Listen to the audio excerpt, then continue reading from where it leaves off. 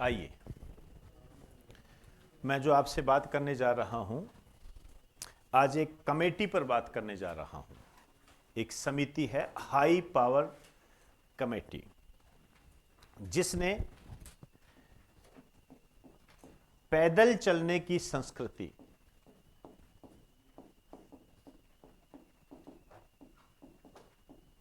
पैदल चलने की संस्कृति पर जोर देने की सिफारिश की है। पैदल चलने की, जो लोग पैदल चलते हैं, ठीक है।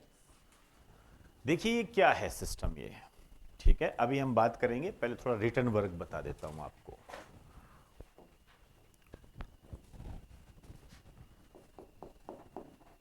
लिखते जाइए साथ साथ। शहरी नियोजन व विकास पर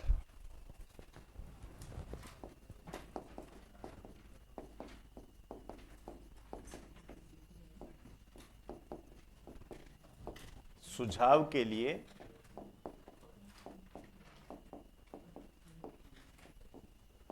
हाई पावर कमेटी का गठन, एक कमेटी का गठन किया है, और ये गठन किया गया है सेंटर गवर्नमेंट के द्वारा, केंद्र सरकार के द्वारा इसका गठन किया गया है। अब ये जो केंद्र सरकार के द्वारा जो गठन किया गया है, ये किया गया था बजट 2022 की घोषणा के आधार पर। मतलब 2022 के अंदर जो बजट आया था, उसमें यह बात कही गई थी कि जो लोग पैदल चलते हैं उनको हम कैसे बढ़ावा दें। आगे चलकर मैं बात करूंगा, इसके फायदे नुकसान सब बताऊंगा, क्या कारण भी है वो सब आएगा। ये सेंट्रल गवर्नमेंट ने इस आधार पर गठित की। आपके लिए जो पहला क्वेश्चन इंपॉर्टेंट बनता है वो ये बनता है कि ये जो हाई पावर कमेटी गठित की गई, इसके अध्यक्ष कौन है। ये पहला पॉइंट बनता है, ठीक है ना। इसके अध्यक्ष है केशव वर्मा, ठीक, याद कीजिए। अभी कुछ टाइम दरमियान में मैंने आपको एक कमेटी बताई थी किसानों के विकास के लिए, उसके अध्यक्ष थे चरणजीत सिंह चन्नी। तो दोनों को मिक्स मत कर देना, ठीक है ना, क्योंकि दोनों समितियां इंपॉर्टेंट है, आने वाले क्वेश्चन है ये। तो केशव वर्मा आपके लिए यहां पर इंपॉर्टेंट है ये।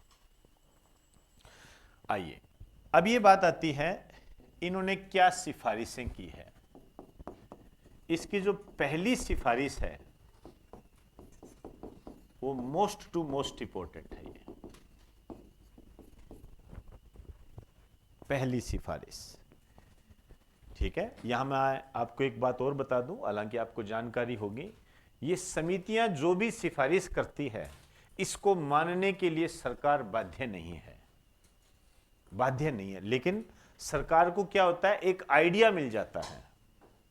वैसे तो देखिए सरकारी समिति गठित कर रही है तो सरकार मानी जाती है, लेकिन सारे पहलुओं को माने ये जरूरी नहीं है। आइए, सबसे पहले लिखिए मोटर वाहन अधिनियम एक्ट है, मोटर व्हीकल से संबंधित।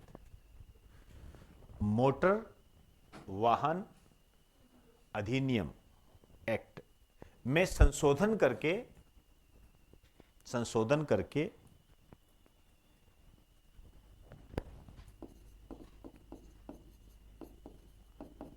पैदल यात्रियों, ये पैदल यात्री वो नहीं है जय माता दी वाले, ध्यान रखना, और साइकिल चालकों को यातायात की परिभाषा में शामिल किया जाए। यातायात की परिभाषा में शामिल किया जाए। आप सोचिए कि जो पैदल यात्री होते हैं, जो सड़क पर पैदल चलते हैं, जो साइकिल से जाते हैं वो इस एक्ट में शामिल ही नहीं है, शामिल ही नहीं है इसके अंदर। समझे बात को? तो हम चाहते क्या हैं? एक तो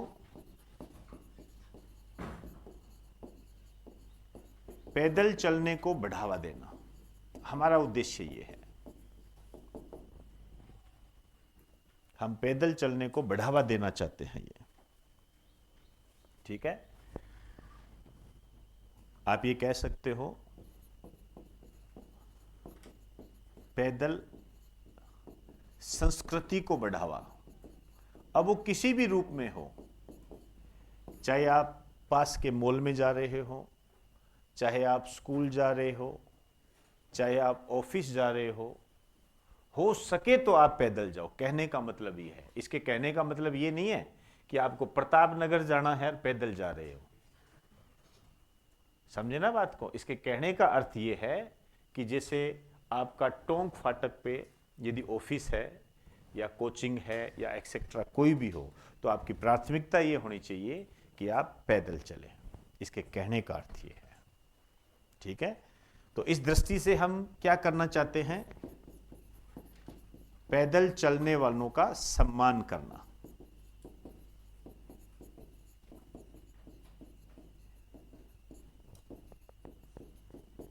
सम्मान करना। आप जानते होंगे जो पैदल चलते हैं हम उनको बड़ी अजीब दृष्टि से देखते हैं कि देख रहा कैसे चल रहा है, होता है ना ऐसे।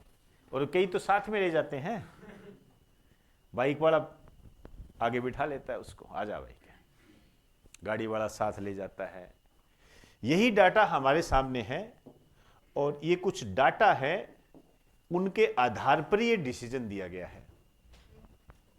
क्या डाटा है हमारे पास? हमारे पास डाटा ये है कि 20% जो है पैदल चलने वाले होते हैं।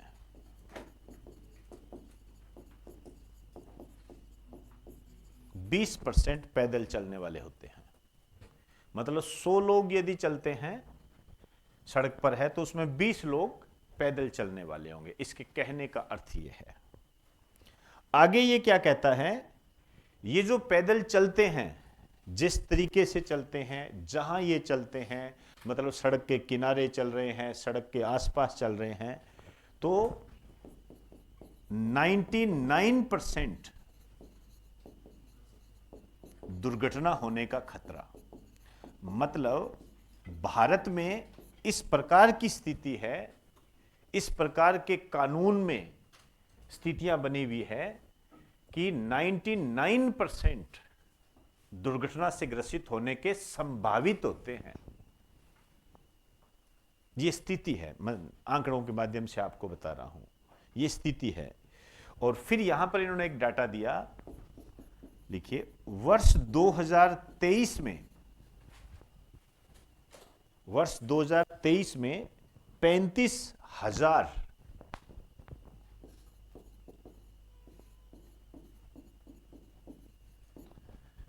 पैदल राहगीरों की या यात्रियों की मृत्यु हुई। मतलब एक साल में 35,000 पैदल चलने वाले मर गए। कहने का अर्थ इसका यह है। क्लियर हुई बात सारी? समझ में आई मेरी बात? ठीक है ना। ये अब देखिए, ये इन्होंने एक सिफारिश की है और मोस्ट इंपॉर्टेंट सिफारिश की यही है। हालांकि एक दो और है, उस पर भी मैं बात कर लूंगा, लेकिन आप इस पर गौर करें।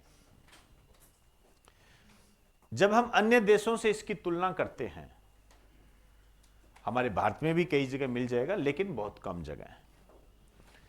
जब हम कई देशों से इसकी तुलना करते हैं तो आपको जानकर हैरानी होगी कि जो लोग पैदल चलते हैं उनके लिए अलग रो होती है, यहां तक कि जो साइकिल चलाते हैं उनके लिए भी अलग रो होती है। सड़क में एक मामला ही अलग है उनका, वहां कोई गाड़ी प्रवेश ही नहीं कर सकती। क्या हमारे भारत में ऐसी स्थिति है? बिल्कुल नहीं है, ध्यान रखना। और फिर पैदल चलने वाला भी क्या करता है? वो बीच में चलता है, आजा, है ना ये स्थिति। ठीक है, कई जगह थोड़ी मोटी यदि कोई स्थिति या रेलिंग वगैरह बनी, वो एक अलग बात है, मैं उस पर नहीं जा रहा हूं। लेकिन जो हाईवे वगैरह है, जहां पर यातायात का भार ज्यादा रहता है, जहां पर भीड़ भाड़ ज्यादा रहती है, वहां पर इनके लिए एक अलग से लाइन होनी चाहिए, ताकि अभी जो मैंने डाटा बताए थे उनसे हम बच सकें। और क्या फायदा है पैदल चलने से? जैसे इसका फायदा यदि हम कहें, क्योंकि देखो ठीक है हम दुर्घटना से बचाव कर लेंगे, ठीक है अच्छी बात है, लेकिन जो दूरगामी परिणाम होते हैं वो इसके अंदर देखे जाते हैं। क्या आपको ऐसे नहीं लगता कि जो स्वास्थ्य है उसकी दिशा में उठाया गया कदम? बताइए हां या ना। ठीक है, क्या मैं ये कह सकता हूं पर्यावरण संरक्षण की दिशा में उठाया गया कदम? बताइए, ठीक है ना। हेल्थ, तो कम शब्दों में जितना लिख सकते हो उतना लिखिए।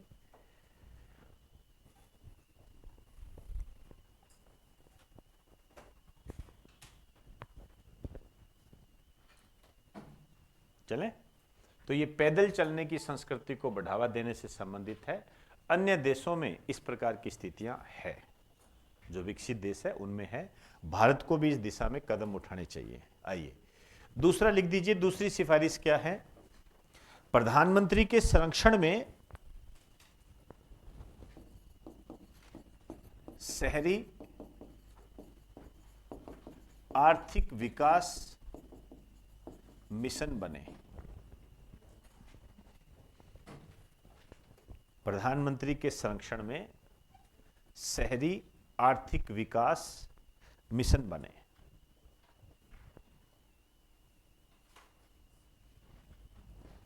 तीसरा,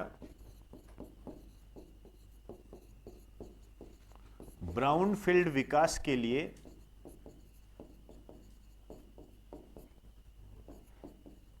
राज्यों को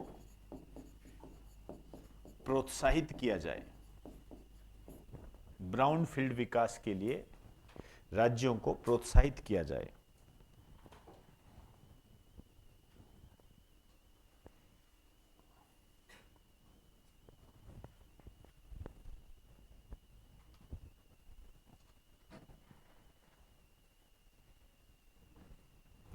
आइए, ब्राउनफील्ड विकास क्या होता है? ब्राउनफील्ड विकास का मतलब होता है कि जैसे ऐसे रेल मार्ग, ऐसे मार्केट, ठीक है, जो बंद हो चुके हैं उनका क्या है, मॉडर्नाइजेशन किया जाए, आधुनिकीकरण किया जाए, उनको दोबारा डेवलप किया जाए। तो लिख दीजिए, इकोनॉमिक्स का शब्द है ये, लिखिए बंद कारखाने, रेल मार्ग और मार्केट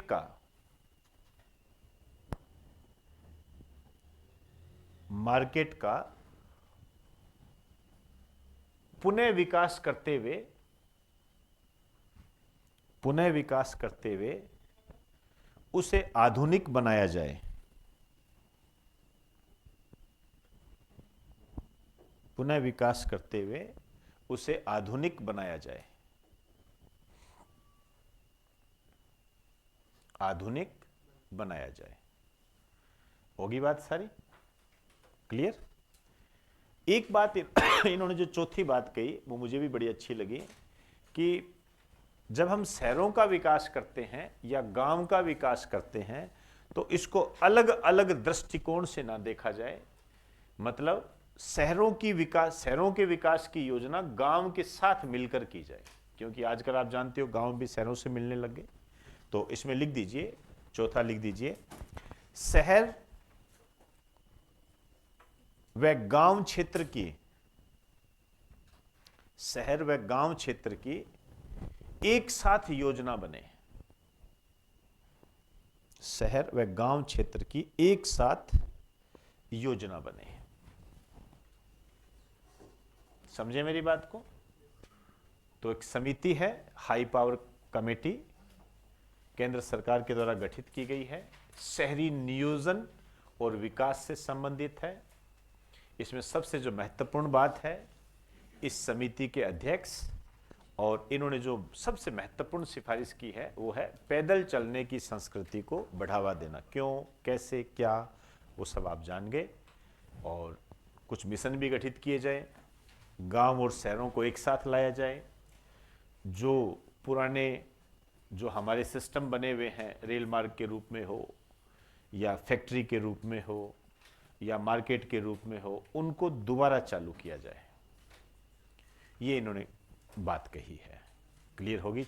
चलिए जी, इसके आगे की बात कल करेंगे।